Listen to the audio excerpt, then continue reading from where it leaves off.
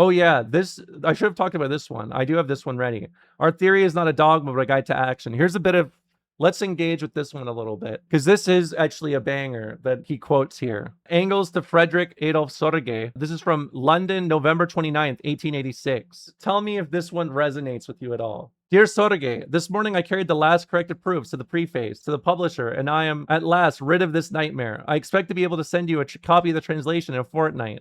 Oh, fortnight. I'm not doing it. The day after tomorrow, Miss Liebknecht is coming here to wait for her husband, who only left New York the day before, yesterday. The Henry George boom, quick context. I feel like most Americans would probably know Henry George. He is like one of the major progressive economists from late 1800s to early 1900s. I think a lot of his work, if I remember correctly, is associated with like tax reform. Basically, he was one of the guys that said, we don't need to change the structure of capitalism. We only need to fix the methods that capitalism works within. And we can do that by changing how taxation works, which will solve the issues of capitalism. Just as a very brief summarization of it, right? I forgot which book he made, but maybe he talks about it. The Henry George boom has, of course, brought to light a colossal, massive fraud, and I'm glad I was not there. But despite it all, it has been an epoch-making day. The Germans have not understood how to use their theory as a lever which could set the American masses in motion. They do not understand the theory themselves for the most part and treat it in a doctrinaire and dogmatic way, as something which has got to be learnt off by heart, but which will then supply all needs without more ado. To them, it is a creed and not a guide to action, added to which they learn no English on principle. Hence, the American masses had to seek out their own way and seem to found it for the time being in the Knights of Labor, whose confused principles and ludicrous organization appear to correspond to their own confusion. But according to all I hear, the Knights of Labor are a real power, especially in New England and the West, and are becoming more so every day owing to the brutal opposition of the capitalists. I think it is necessary to work inside them, to form within this still quite plastic mass a core of people who understand the movement and its aims, and will therefore themselves take over the leadership, at least of a section, when the inevitably impending breakup of the present order takes place. The rottenest side of the Knights of Labor was their political neutrality, which resulted in sheer trickery on the part of the Powderleys, etc. But this has had its edge taken off by the behavior of the masses at the November elections, especially in New York. The first great step of importance for every great country newly entering into the movement is always the organization of the workers as an independent political party, no matter how, so long as it is a distinct workers' party. And this step has been taken far more rapidly than we had a right to hope. And that is the main thing. That the first program of this party is still confused and highly deficient, that has set up the banner of Henry George. These are inevitable evils, but also only transitory ones. The masses must have time and opportunity to develop, and they can only have the opportunity when they have their own movement, no matter in what form, so as long as it is only their own movement, in which they are driven further by their own mistakes and learn wisdom by hurting themselves. The movement in America is in the same position as it was with us before 1848. The really intelligent people there will first of all have the same part to play as that played by the Communist League among the workers' associations before 1848. Except that in America now, things will go infinitely more quickly. For the movement to have attained such election successes after scarcely 8 months of existence is absolutely unheard of. And what is still lacking will be set going by the bourgeoisie. Nowhere in the whole world do they come out so shamelessly and tyrannically as here, and your judges have got Bismarck's smart practitioners in the German Reich brilliantly driven off the field. Where the bourgeoisie conducts a struggle by methods of this kind, things come rapidly to a decision. And if we in Europe do not hurry up, the Americans will soon be ahead of us. But it is just now that it is doubly necessary to have a few people there from our side with a firm seat in their saddles, where theory and long-proof tactics are concerned, and who can also write and speak English. For, from good historical reasons, the Americans are worlds behind in all theoretical things. And while they did not bring over any medieval institutions from Europe, they did bring over masses of medieval traditions, religion, English common, feudal, law, superstition, spiritualism, in short, every kind of imbecility which was not directly harmful to business and which is now very serviceable for making the masses stupid. And if there are people at hand there whose minds are theoretically clear, who can tell them the consequences of their own mistakes beforehand and make it clear to them that every movement which does not keep the destruction of the wage system in view the whole time as its final aim is bound to go astray and fail. Then many a piece of nonsense may be avoided and the process considerably shortened. But it must take place in the English way. The specific German character must be cut out, and for that, the gentlemen of the Socialist have hardly the qualifications, while those of the Volksrichtung are only more intelligent when business is concerned. In Europe, the effect of the American elections in November was tremendous. That England and America in particular had no labor movement up to now was the big trump card of the radical Republicans everywhere, especially in France. Now these gentlemen are dumbfounded. Mr. Clemenceau, this guy is like associated with the radical liberals of France. Think of the radical liberals from this time as like, they are like the real sweaty imperialists in a lot of ways. Even though radical liberalism may imply a certain kind of energy, it's not necessarily what you would think, right? He was mostly in power for the early 1900s. He was one of the guys that was the French president or prime minister during the end of World War I. In particular, saw the whole foundation of his policy collapse on November 2nd. Look at America was his eternal motto. Where there's a real republic, there's no poverty and no labor movement. And the same thing is happening to the progressives and Democrats in Germany and here, where they are also witnessing the beginnings of their own movement. The very fact that the movement is so sharply accentuated as a labor movement and has sprung up so suddenly and forcefully has stunned these people completely. Here, the lack of any competition on the one hand and the government stupidity on the other have enabled the gentlemen of the Social Democratic Federation to occupy a position which they did not dare to dream of 3 months ago. The hubbub about the plan, I love when someone says hubbub in one of these old letters. I fucking love it. Never intended to be taken seriously, of a parade behind the Lord Mayor's procession on November 9th, and later the same hubbub about the Trafalgar Square meeting on November 21st, when the mounting of artillery was talked of and the government finally backed down. All this forced the gentlemen of the SDF to hold a very ordinary meeting at last on the 21st. Without empty rodomontades and pseudo-revolutionary demonstrations of obbligato mob accompaniment. And the Philistines suddenly gained respect for the people who had stirred up such a fuss and yet behaved so respectably. And since, except for the SDF, nobody takes any notice of the unemployed, who constitute a fairly numerous group each winter during the chronic stagnation of business and suffer very acute hardships, the SDF is winning the game hands down. The labor movement is beginning here, and no mistake, if the SDF is the first to reap the harvest that is the result of the cowardice of the radicals and the stupidity of the Socialist League, which is squabbling with the anarchists and cannot get rid of them, and hence has no time to concern itself with the living movement that is taking place outside under its very nose. Incidentally, how long Hindman and co. will persist in their present comparatively rational mode of action is uncertain. Anyhow, I expect that they will soon commit colossal blunders again. They're in too much of a hurry. And then they will see that this can't be done in a serious movement. Things are getting prettier all the time in Germany. In Leipzig, sentences of as much as 4 years penal servitude for sedition.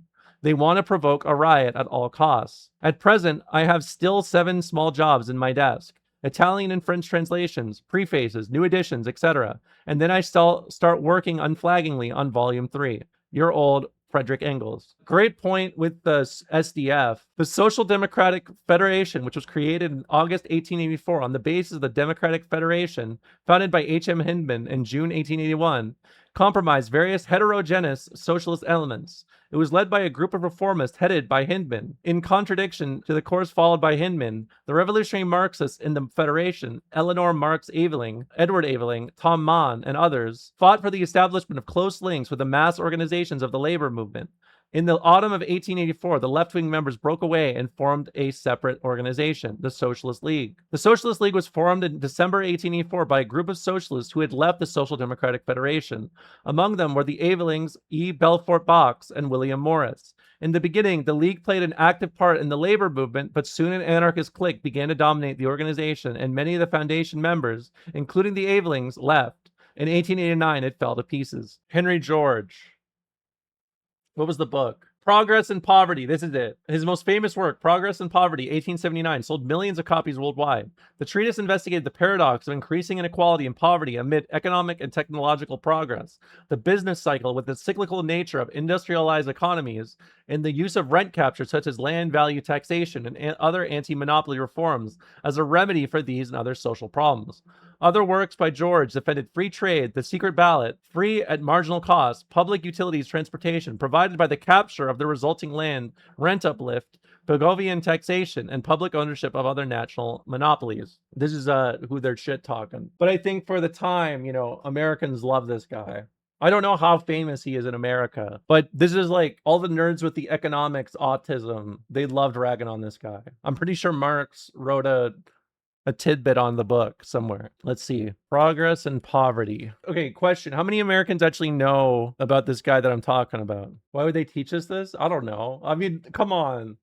I'm just trying to get a grasp of where we're at, you know? Why would they teach us this?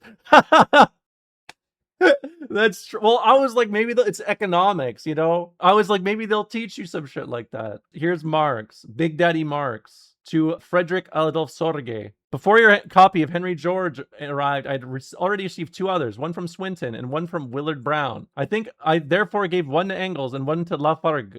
Today I must confine myself to a very brief formulation of my opinion of the book. Theoretically, the man, Henry George, is utterly backward. He understands nothing about the nature of surplus value and so wanders about in speculation, which follows the English model, but have now been superseded even among the English, about the different portions of surplus value to which independent existence is attributed, about the relations of profit, rent, interest, etc.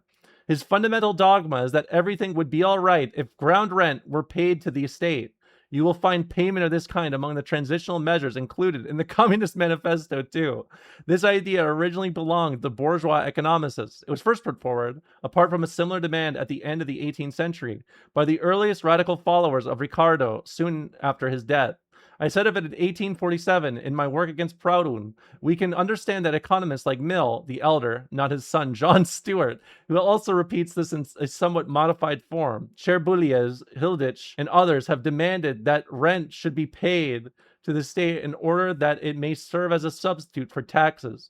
This is a frank expression of the hatred which the industrial capitalist dedicates to the landed proprietor, who seems to him a useless and superfluous element in the general total of bourgeois production. He called him a fish. Yeah, he was a property tax guy. I think that's what he's most associated with. Here's my brief understanding of it. I have not read the book. I just know like the general context of it. It was basically around like changing land property tax to be a little more standardized as opposed to like just I guess inconsistent in its kind of structure. Well, he'll talk about it, I'm sure. He'll dunk on it. He'll keep calling him a fish. We ourselves, as I have already mentioned, adopted this appropriation of ground rent by the state among numerous other transitional measures, which, as we also remarked in the manifesto, are and must be contradictory in themselves. But the first to turn this requirement of the radical English bourgeois economists into a socialist panacea, to declare this procedure to be the solution of the antagonisms involved in the present method of production, was Collins, a former old hussar officer of Napoleon's, born in Belgium, who in the latter days of Guise and in the first of Napoleon the Last, I'm assuming this is Napoleon the Third or Fourth, Third, favored the world from Paris with some fat volumes about this discovery of his. Like another discovery he made, namely, that while there is no God, there is an immortal human soul and that animals have no feelings. What the fuck are you talking about, champ? For if they had feelings, that is souls, we should be cannibals and a realm of righteousness could never be founded upon earth.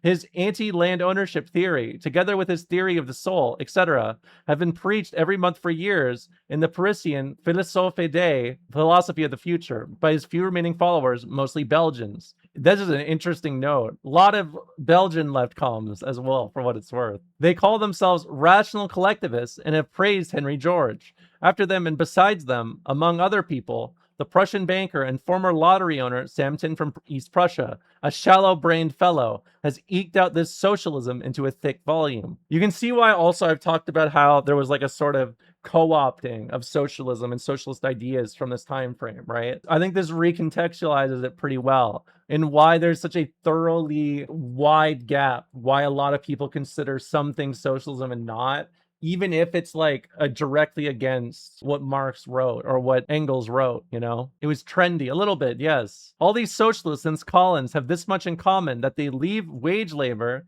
and therefore capitalist production in existence, and try to bamboozle themselves or the world into believing that if ground rent were transformed into a state tax, all the evils of capitalist production would disappear of themselves.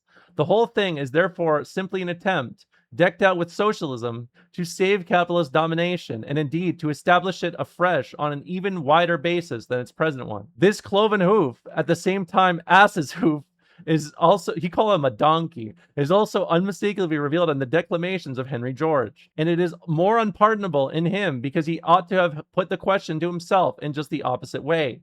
How did it happen that in the United States, where, relatively, that is in comparison with civilized Europe, the land was accessible to the great mass of the people, and to a certain degree, again relatively, still is, capitalist economy and the corresponding enslavement of the working class have developed more rapidly and shamelessly than in any other country? On the other hand, George's book, like the sensation it has made with you, is significant because it is a first, if unsuccessful, attempt at emancipation from the orthodox political economy.